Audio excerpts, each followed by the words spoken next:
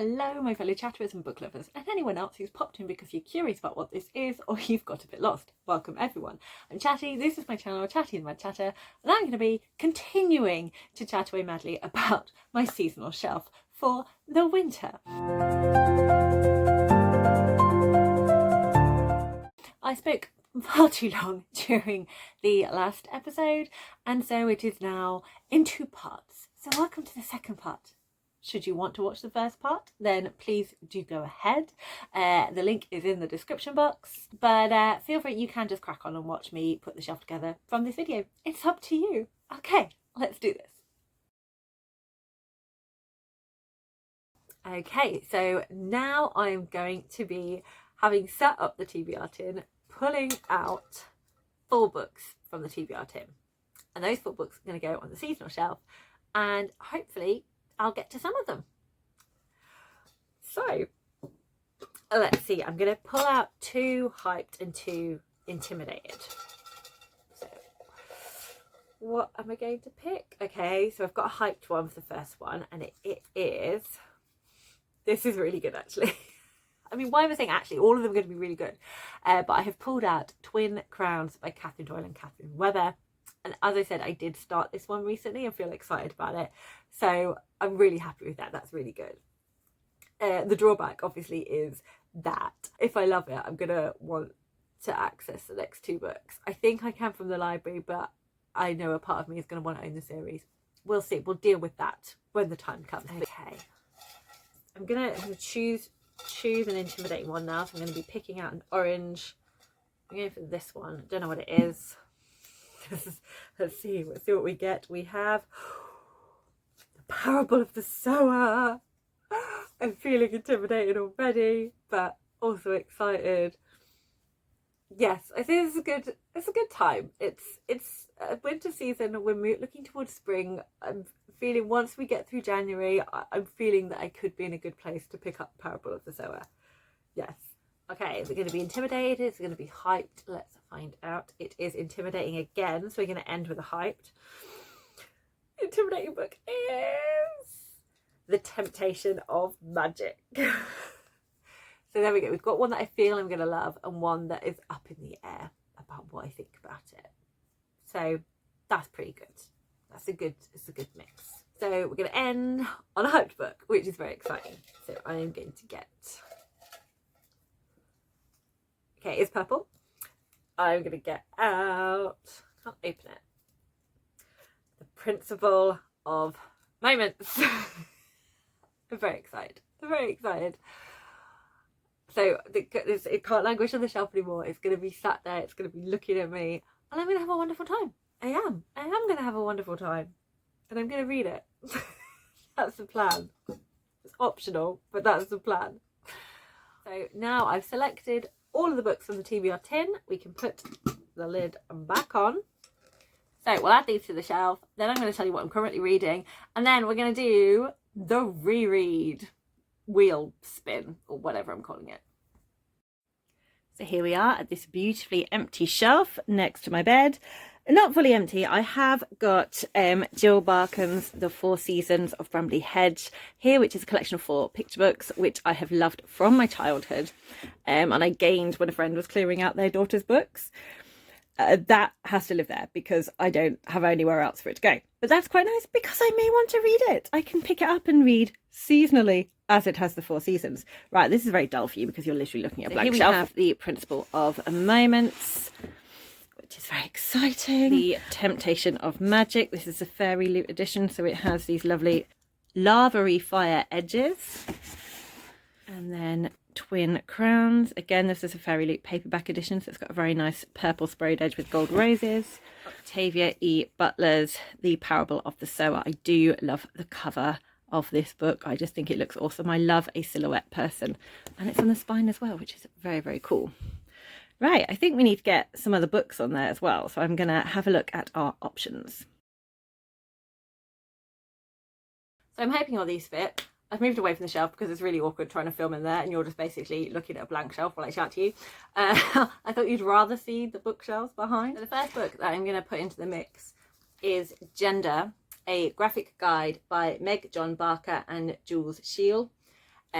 This is a non-fiction graphic novel that explores gender.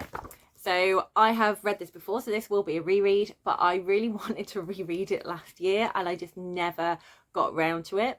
I do want to read non-fiction, and I kind of feel that once I start hitting the end of the year, kind of October time, non-fiction doesn't really work for me. I struggle to read it. So I'm much better off at the start of the year reading non-fiction. And I thought this was a nice one to ease my way into it, being a reread, being a graphic novel. And I feel I'm going to get so much more from it this time round because I have read more on gender and exploring it, knowing it's not a binary, looking at the history. So I'm really keen to kind of like really get my teeth into this one. I then have a book I have been lent by a friend, and this is The Little Prince in French and English. My French is terrible. I very much doubt I'm going to be picking up any of the words in French, but I do know le petit would mean little. So I have this. So I'm keen to see it kind of written alongside. And I've never read this before. It's a classic, children's classic I've never read. So I really should read it and give it back to the person who's lent it to me. So this is a good one to have on the shelf for me. Something else that I'm going to be talking a bit more about, I haven't yet done, I've spoken about my plans, but I haven't spoken about my wishes or goals or aims. So plans are like things I'm doing, whereas like the wishes and goals and aims are more like the targets and how I'm going to measure whether or not I do it. I'm doing this in a fun way because I really enjoy reflecting on things. I really enjoy stats and all of that jazz. But I am thinking ahead. So the other books that I'm going to be adding onto this seasonal shelf to kind of help me along with it are books that I have already got new in.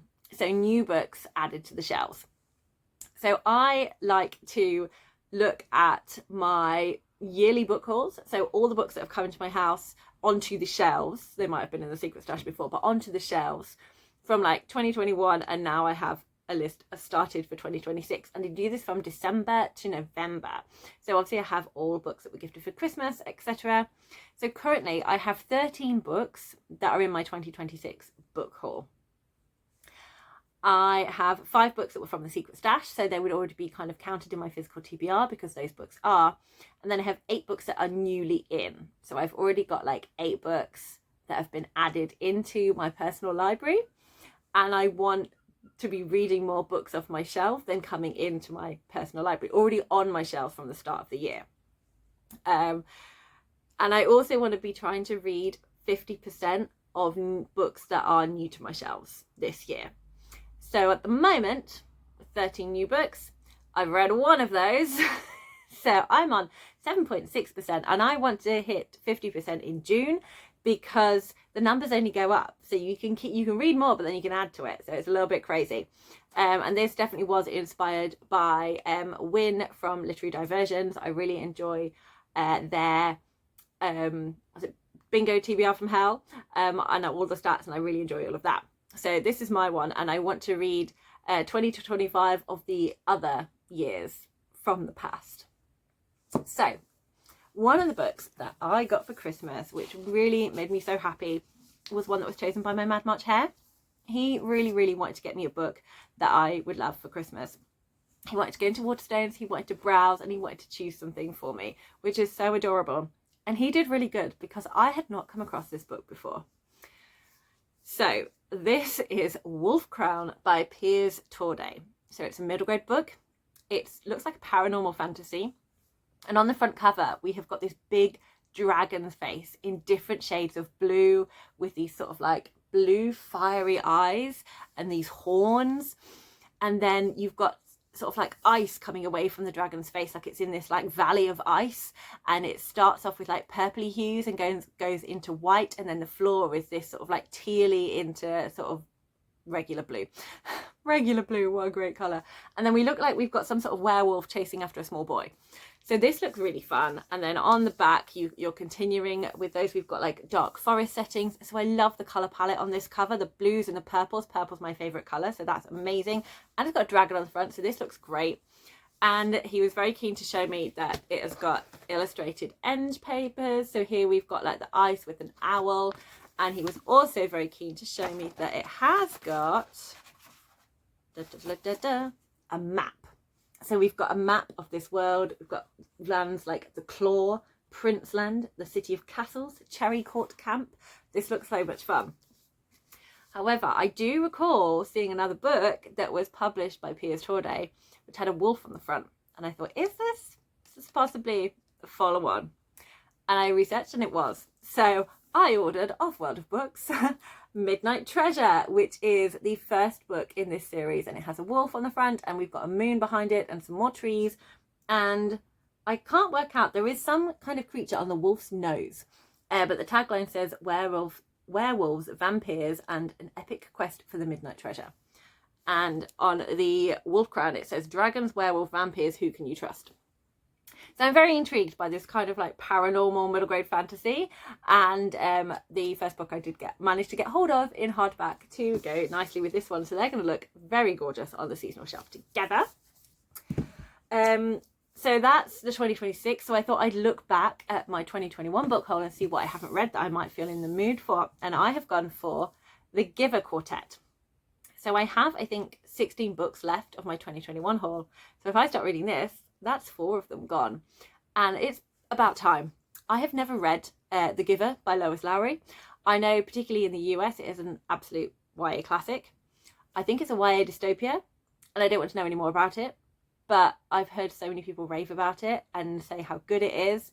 I think the second 2 books, Gathering Blue and The Messenger, were not quite as enjoyed as The Giver, but then, and I think they're separate stories with other characters in the world, but then the 4th book, Sun, I think pulls all of it together, like all 3 stories, and kind of finishes out the quartet. So I'm really keen to read this. I have read no dystopia in 2025, so I'm very keen to read a little bit of dystopia. I'm keen to read something a little bit darker, but still not too dark because it's YA. I'm quite excited about that, so I think this will be really fun. So that is possibly starting 2 more series. The 4 books that I've picked out of the tin are all the first book in the series. So that is possibly a further 6 books, but which I'll talk about in a moment. My 2 books I'm currently reading are also the first book in a series. So that's 8 series. That's 8 first books in a series. That's starting 8 series.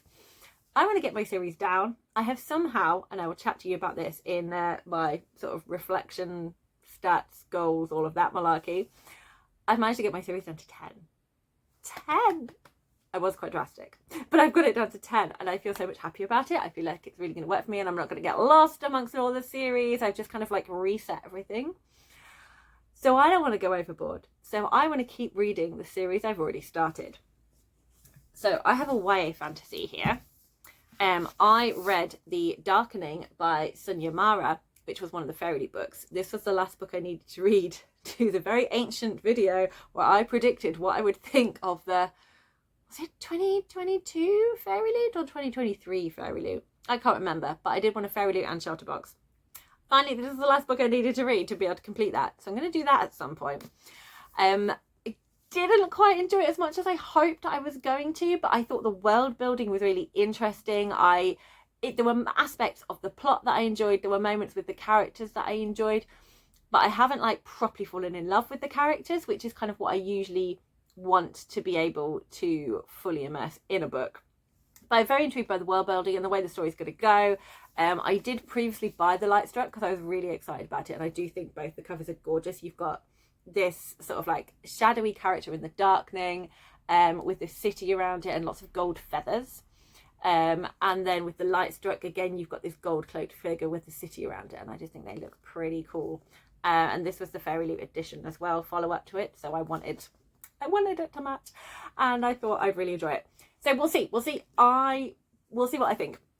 If it's going to be a duology that, having then read the second book, I then love the first book more, or if it just doesn't quite go the way I planned, I don't know. But I did enjoy The Darkening enough to really want to continue and see where it goes from here and what happens with this world and kind of how it plays out. So as I didn't read The Darkening that long ago, I'm feeling that now would be a good time to read The Lightstruck whilst I'm still invested in this world. So they're going to go on the shelf. I'm going to add one more before I move on to telling you about what I'm currently reading. I think I knocked the camera a bit there. So as I mentioned, I really enjoyed C.L. Clarke's The Magic of the Lost. So doesn't it make sense for me to put The Sovereign on the shelf, which is the final book in the Magic of the Lost trilogy? And I don't want too much time to elapse, because I think it was October that I read The Faithless. I don't want too much time to elapse before I forget all the details of that. And I'm nearly at the point where I've kind of come through the other side of January. we've finished with the crazy, because there is a child's birthday within January. My Mad March Hare has his birthday, so there's a lot of life organising for that, and with all the back to school and all of that, yada yada yada. So I've nearly kind of come through the end of it, and that's when I feel I'm going to be able to read more epic fantasy and have the brain space for it. So this would finish out that series. The Lightstruck would finish out that, so that would be 2 series down, and it gets me back to reading fantasy series, which I'm excited for. I feel like I've read a lot more kind of like wintry, snow, atmospheric books and more kind of contemporary. So I'm excited to get back into the fantasy.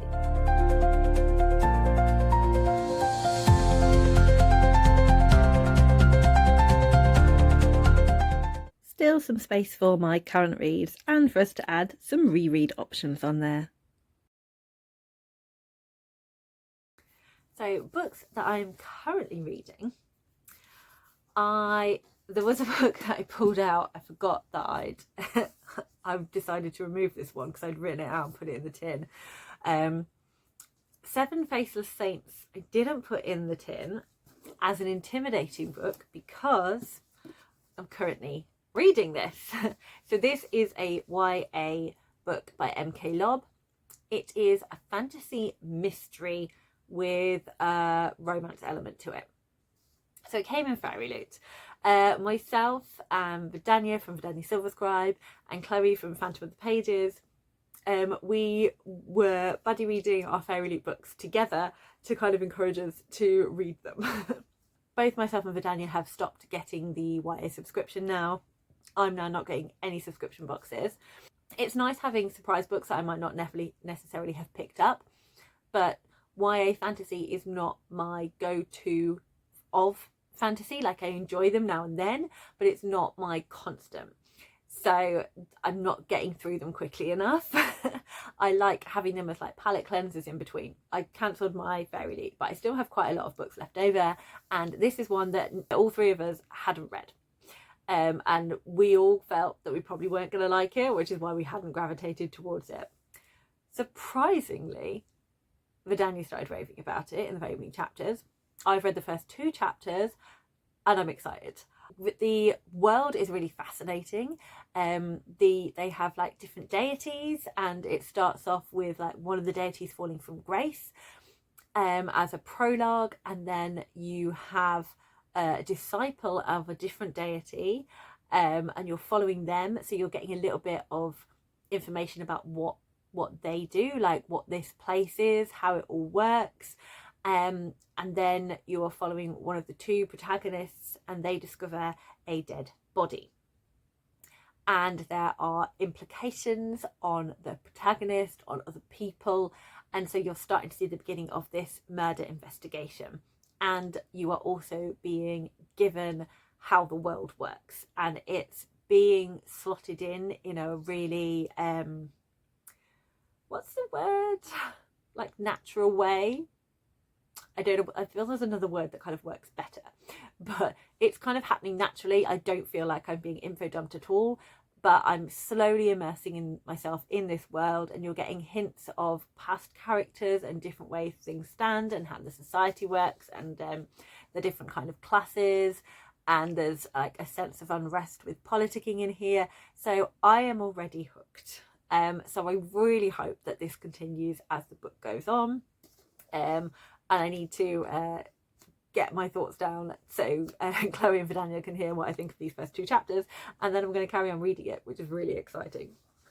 I'll show you a little bit of the book as well. So I've taken off the dust jacket because it was a weird like burgundy browny colour, and it didn't look exciting.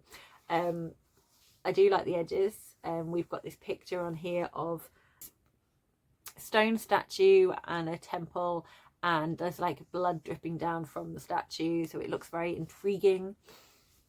And then we've got cover art. We've got the two love interests here looking very romantic and kind of young and carefree, and then at the back pages we have them not looking so loving. We have one dressed in a soldier's uniform and the other in black holding a dagger to his throat. So they had a past, and the soldier and the assassin dagger is currently where they are now. So it'd be interesting to see how they've got to that point. The other book that I'm currently reading is Middlegrade, and one of the other plans for 2026 was that I wanted to read at least one Middlegrade series where I own all the books. I only have one on my shelf, but I have two in my secret stash, and that is The Hat Makers by Tamsin Merchant.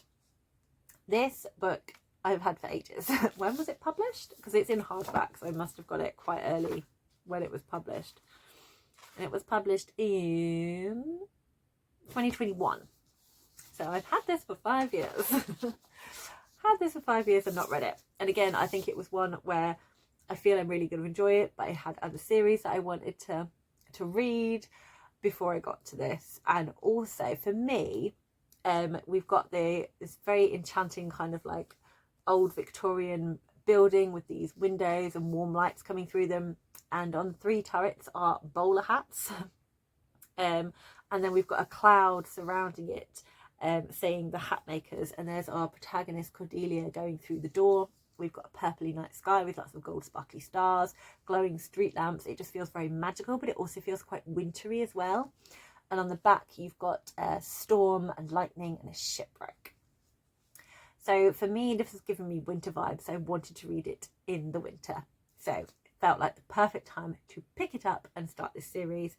And it is. I'm really enjoying it. It's got so much wonderful whimsy, which is what I love in my Middlegrade.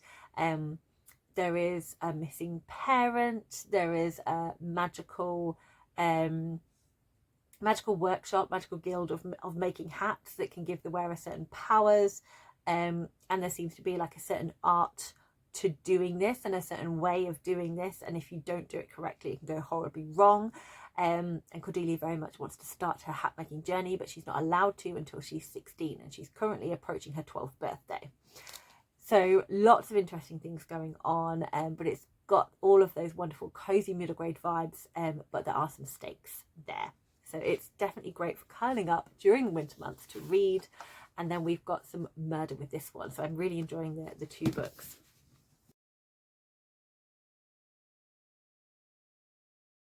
Put all of my 13 shelves into a wheel spinner, and now let's see which 2 I'm going to get to choose from.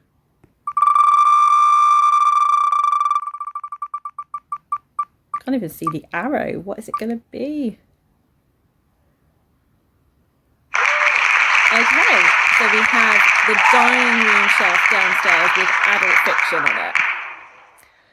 Right. The second shelf is... I can see the arrow now. It's on the right. Oh. Oh, it's going to be Basket Chaos. Basket Chaos. So these 2 shelves are 2 wicker baskets on top of each other. And this is a great one for reread because I've pretty much read most of these books. No, I've read all of these books here on this top shelf. They're all Terry Pratchett, apart from the one in the end, which is Legends and Lattes. I would absolutely be up for reading Legends and Lattes again. But the book that I'm going to pull out from here is actually one that I have borrowed from my mum. And it is Jingo, which is one of the Watch series books. So I have read Guards and Men at Arms so many times because I have those copies. I borrowed the one with the golem, Feet of Clay. Yeah, and read that one, and I want to continue reading. So Jingo is the next one. So I'm really going to enjoy this reread. So this dining room shelf is Middlegrade, and then here we have this one, which is adult fiction. Now, a lot of these books I haven't read yet. Just had to push the table out the way to get in there. So I have not read any of the Bone Shard series. What's it called? Drowning Empire. Or Crimson Moth, or Wings of Ebony, or Of Castor Semenya, or Bloody Brilliant Women, or basically these three I've read. So I've read The Vanishing Half by Britt Bennett.